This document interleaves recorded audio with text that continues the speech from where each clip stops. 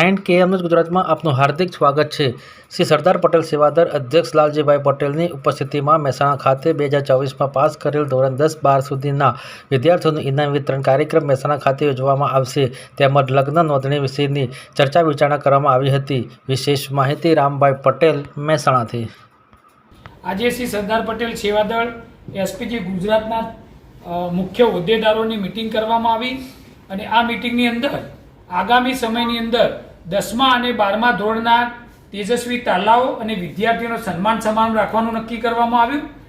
સરદાર પટેલ સેવાદળ SPG દ્વારા છેલ્લા 3 વર્ષથી જે લગ્ન નોંધણીમાં સુધારો કરી અને મા બાપની ફરજિયાત સહી કરવી એ કાયદો બનાવવા માટેની જે અમારી ઝુંબેશ ચાલી રહી છે, તો આગામી જે લોકસભાનું ઇલેક્શન આવી રહ્યું છે તો નવા જે પણ 26 લોકસભાના સાંસદો ચૂંટાશે એમનું સમર્થન મેળવવામાં આવશે અને ગુજરાતના 182 માંથી 80 ધારાસભ્યોનું સમર્થન અમને મળી ગયું છે, પણ બાકીના જે પણ ધારાસભ્યો સમર્થન આપવાનું બાકી છે એમનું સમર્થન મેળવવામાં આવશે।